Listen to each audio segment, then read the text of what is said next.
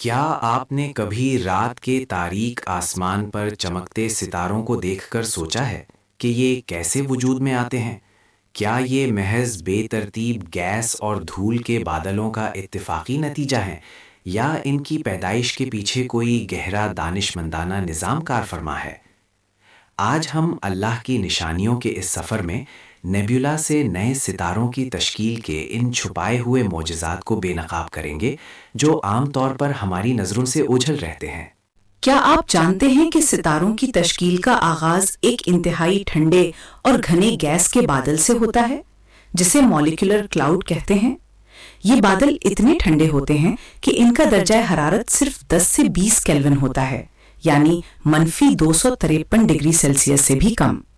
اگر یہ درجہ حرارت اتنا کم نہ ہوتا تو گیس کے مالیکیولز کبھی ایک دوسرے کے قریب آ کر کشش ثقل کے زیر اثر سکڑ نہ پاتے اور ستارے کبھی بنتے ہی نہیں۔ کیا یہ درجہ حرارت کا اتنا درست توازن محض اتفاق ہے؟ مالیکیولر کلاؤڈ کے اندر ستاروں کی تشکیل کے لیے جینز ماس نامی ایک انتہائی اہم حد ہوتی ہے۔ اگر بادل کا ماس اور کثافت اس محسوس حد سے کم ہو تو کشش ثقال گیس کے اندرونی دباؤ پر قابو نہیں پا سکتی اور بادل کبھی سکڑتا نہیں۔ یہ حد اتنی دقیق ہے کہ معمولی سی تبدیلی ستاروں کی پیدائش کو ناممکن بنا دے۔ کیا یہ کائناتی تھریش ہولڈ خود بخود وجود میں آ گیا؟ نیدائے نشان کے اندر موجود مقناطیسی میدان ستاروں کی تشکیل میں ایک دوہرا اور حیران انگیز کردار ادا کرتے ہیں۔ ایک طرف وہ بادل کو بہت تیزی سے سکڑنے سے روکتے ہیں، جسے میگنیٹک بریکنگ کہتے ہیں۔ دوسری طرف وہ گیس کو پروٹوسٹار کی طرف چینل کرتے ہیں اور اکریشن ڈسک بنانے میں مدد دیتے ہیں۔ اگر ان میدانوں کی شدت ذرا بھی مختلف ہو تو یا تو ستارے بنیں گے ہی نہیں یا پھر وہ مستحکم نہیں ہوں گے۔ کیا یہ تعاون بغیر کسی خالق کے ممکن ہے؟ جب کوئی گیس کا بادل سکڑتا ہے تو کونی رفتار کے تحفظ کے قانون کے مطابق اس کی گردش کی رفتار بڑھ جاتی ہے۔ یہ رفتار اتنی زیادہ ہو سکتی ہے کہ ستارے کے بننے سے پہلے ہی وہ اسے ٹکڑوں میں بکھیر دے۔ لیکن قدرت نے اس مسئلے کا ایک حیران کن حل نکالا ہے۔ پروٹوسٹیلر جیٹ اور مقناطیسی میدان اضافی کونی رفتار کو خارج کر دیتے ہیں۔ یہ جیٹ سینکڑوں کلومیٹر فی سیکنڈ کی رفتار سے مادہ خارج کرتے ہیں جو ستارے کو مستحکم کرتا ہے۔ کیا یہ خودکار توازن اتفاقی ہے؟ مالیکیولر کلاؤڈ میں گیس کے ساتھ دھول کے ذرات بھی ہوتے ہیں جو بادل کے ماس کا صرف 1% ہوتے ہیں، لیکن یہ دھول ستاروں کی تشکیل کے لیے ناگزیر ہے۔ یہ نقصان دہ بالائے بنفشی شعاعوں سے مالیکیولز کو بچاتی ہے، ہائیڈروجن کے مالیکیولز کی تشکیل کے لیے کیٹلسٹ کا کام کرتی ہے اور حرارت کو خارج کر کے بادل کو ٹھنڈا کرنے میں مدد دیتی ہے۔ دھول کے بغیر ستارے بننا لگ بھگ ناممکن ہو جاتا۔ کیا یہ معمولی ذرات کا اتنا اہم کردار بغیر کسی ڈیزائن کے ہے؟ ہائیڈروجن کے مالیکیولز H2 کائنات میں سب سے زیادہ پائے جانے والے مالیکیولز ہیں اور ستاروں کی تشکیل کا بنیادی ایندھن ہے۔ حیران کن بات یہ ہے کہ یہ مالیکیولز گیس کی حالت میں مؤثر طریقے سے نہیں بن سکتے۔ انہیں بننے کے لیے دھول کے ذرات کی سطح کی ضرورت ہوتی ہے جہاں ہائیڈروجن کے ایٹم مل کر بانڈ بنا سکیں۔ یہ ایک انتہائی مخصوص اور ضروری کیمیائی عمل ہے جو ستاروں کی پیدائش کی بنیاد ہے۔ کیا آپ جانتے ہیں کہ ستاروں کی پیدائش میں ٹربیولنس یعنی گیس کی بے ترتیب حرکت کا بھی ایک اہم کردار ہے؟ یہ ٹربیولنس بدل کے اندر گھنے حصے بناتی ہے جو کشش ثقیل کے زیر اثر سکڑ سکتے ہیں، جبکہ باقی بدل کو بہت تیزی سے سکڑنے سے روکتی ہے۔ یہ ایک نازک توازن ہے جہاں ٹربیولنس نہ بہت زیادہ ہونی چاہیے اور نہ بہت کم، ورنہ ستارے نہیں بن پائیں گے۔ ایک بڑا مالیکولر کلاؤڈ صرف ایک ستارہ نہیں بناتا، بلکہ یہ کئی چھوٹے حصوں میں تقسیم ہو جاتا ہے جسے گریویٹیشنل فریگمنٹیشن کہتے ہیں۔ ہر حصہ ایک ستارہ یا ستاروں کا نظام بناتا ہے۔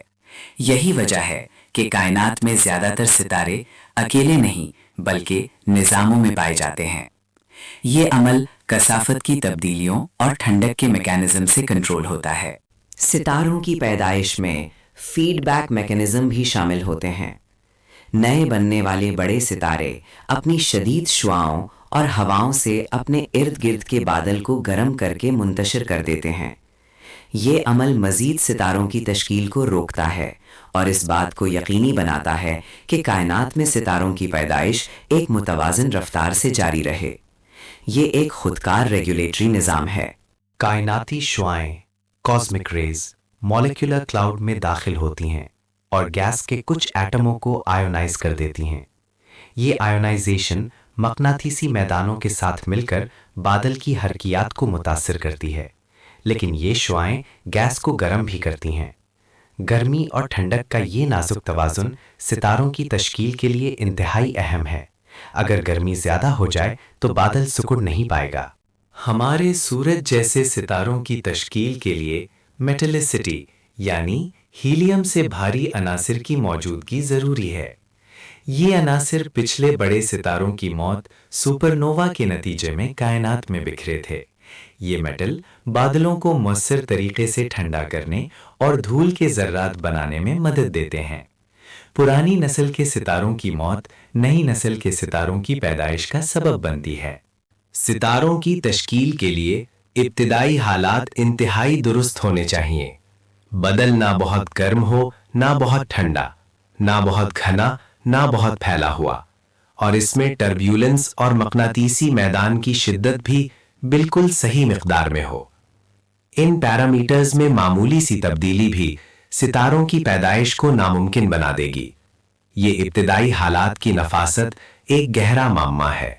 سپر نووا دھماکے جو بڑے ستاروں کی موت کا نتیجہ ہوتے ہیں، نئے ستاروں کی پیدائش کو متحرک کر سکتے ہیں۔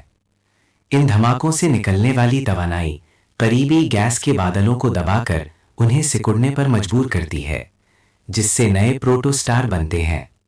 یوں کائنات میں زندگی اور موت کا ایک لامتناہی سلسلہ جاری ہے۔ ستاروں کے ماس کی تقسیم، جسے انیشل ماس فنکشن IMF کہتے ہیں، حیرت انگیز طور پر مستقل ہے۔ اس کا مطلب ہے کہ زیادہ تر چھوٹے ماس کے ستارے بنتے ہیں اور بہت کم بڑے ماس کے ستارے۔ یہ تقسیم کائنات کے مختلف حصوں میں یکساں پائی جاتی ہے، جو اس بات کی نشاندہی کرتی ہے کہ ستاروں کے ماس کو کنٹرول کرنے والا کوئی بنیادی اور نفاست سے ترتیب دیا گیا عمل موجود ہے۔ یہ تمام حقائق جو ہم نے ستاروں کی تشکیل کے بارے میں دیکھے، کیا محض اتفاقی حادثات کا نتیجہ ہو سکتے ہیں؟ کیا یہ ممکن ہے کہ بغیر کسی ذہین خالق کے اتنے دقیق درجہ حرارت، دباؤ، مقناطیسی میدان، کونی رفتار کا توازن، دھول کے ذرات کا کردار اور فیڈ بیک میکانزم خود بخود وجود میں آ جائیں؟ یہ سائنٹیفک حقائق ہمیں ایک واضح نتیجے کی طرف لے جاتے ہیں۔ ملحدانہ نقطہ نظر جو کائنات کو محض اتفاقی اور بے مقصودی قرار دیتا ہے، ان حقائق کے سامنے بے معنی ہو جاتا ہے۔ جینز ماس کی درستگی، کونی رفتار کے مسئلے کا حل، مقناطیسی میدانوں کا دوہرا کردار اور دھول کے ذرات کی ناگزیریت، یہ سب کچھ اس قدر نفاست اور آپس میں جڑا ہوا ہے کہ اسے محض قدرتی انتخاب یا اتفاق قرار دینا عقل سے بعید ہے۔ قدرتی قوانین صرف یہ بیان کرتے ہیں کہ چیزیں کیسے کام کرتی ہیں، وہ یہ نہیں بتاتے کہ یہ قوانین اور ان کے لیے ضروری ابتدائی شرطیں کہاں سے آئیں۔ یہ قوانین خود ایک ڈیزائن کا حصہ ہیں۔ ریاضیاتی طور پر ان تمام شرطوں کا ایک ساتھ بغیر کسی منصوبہ بندی کے درست طریقے سے پورا ہونا نامقبولات میں سے ہے۔ یہ کائنات ایک عظیم الشان ڈیزائن کا شاہکار ہے۔ تو یہ تھی نیبولا سے ستاروں کی تشکیل کی حیران کن کہانی، جو ہمیں اللہ کی قدرت اور حکمت کی بے شمار نشانیوں میں سے ایک اور عظیم نشانی دکھاتی ہے۔ ہر چمکتا ستارہ، ہر بنتا ہوا پروٹوسٹار، ہر گھومتی ہوئی اکریشن ڈسک، سب اس بات کا اعلان کر رہے ہیں کہ اس کائنات کا ایک عظیم خالق ہے جو ہر چیز پر قادر ہے، جس نے ہر چیز کو بہترین انداز میں ڈیزائن کیا۔ تمام تعریفیں اللہ کے لیے ہے جو تمام جہانوں کا رب ہے، جس نے آسمانوں اور زمین کو حق کے ساتھ پیدا کیا اور جس کی تخلیق میں کوئی نقص نہیں۔ اس کی نشانیاں کائنات کے ہر ذرے میں بکھری پڑی ہیں، بس دیکھنے والی آنکھ اور غور کرنے والا دل چاہیے۔ اللہ کی تخلیق کے مزید حیران کن نشانات کو دریافت کرنے کے لیے سبسکرائب کریں۔